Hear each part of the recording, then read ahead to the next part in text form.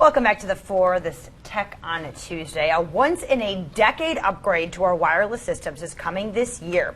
The technology world already abuzz with excitement about the transition to 5G in 2019. Yeah, so we've heard some buzz about this, definitely. But for those of you who might not be as tech obsessed, you might have some questions about what 5G is and why it is such a big deal. So we're going to break it down for you in this week's Tech on Tuesday. We have our web unicorn, Carrie Herringa, here. I requested this because I'm like, why does this matter?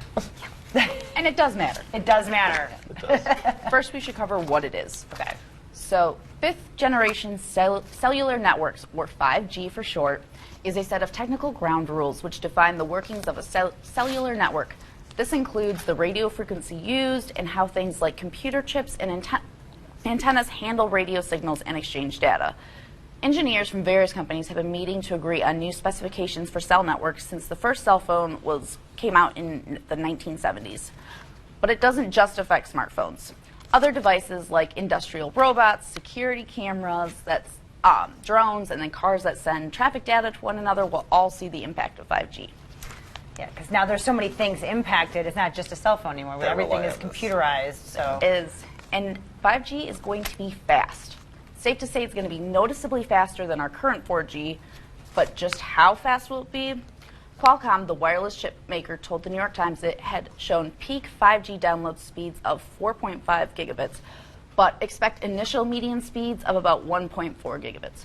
So that translates... English, please. In English, that translates into about 20 times faster than the current 4G experience. That's a lot faster. Which is enough to impress me, definitely. But. Yeah. And people will especially notice this on 5G speeds in higher quality video streaming. So Qualcomm says downloading a standard movie at the median speed will take 17 seconds with 5G, as opposed to the 6 minutes it would take to download on 4G. Who can wait 6 minutes? Yeah, I know. Man, if you don't have that kind of time. You're waiting in line to get on an airplane and you realize, I forgot to download my show or my movie. It's happened before. Very quickly, you can get that before you even board the plane. Airport Wi-Fi is so not good, though. No, so maybe you better download that movie before you get to the airport. Just a suggestion. Okay. Good advice, Michelle.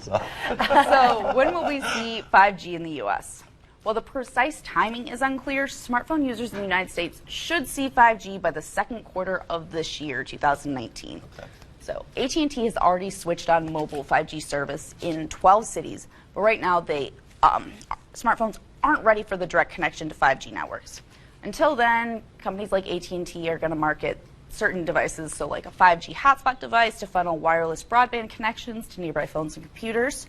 Right now, the first Samsung smartphones for AT&T's 5G network is expected to be available in the first half of this year. But Apple users are going to have to wait a little bit longer, as analysts are predicting that iPhones with 5G capabilities won't arrive until very late this year, but most likely 2020. Right. So, I mean, I think at CES we saw like sort of an aftermarket, not an aftermarket, but an add-on for those Samsung phones. I think that would make them capable of receiving that 5G. Kind of up and upgrade, sort of. Yeah, exactly, to an existing phone.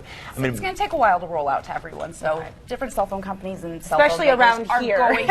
We might not see it So they'll be distributing different products to make 5G more compatible with phones that may not quite be ready. Right. Well, I mean, so exciting to think about, but don't have to really worry about it yet. Exactly. The thing that's like super exciting to me is that we've had this idea of autonomous cars around for a while, and people are experimenting with their own technologies with that.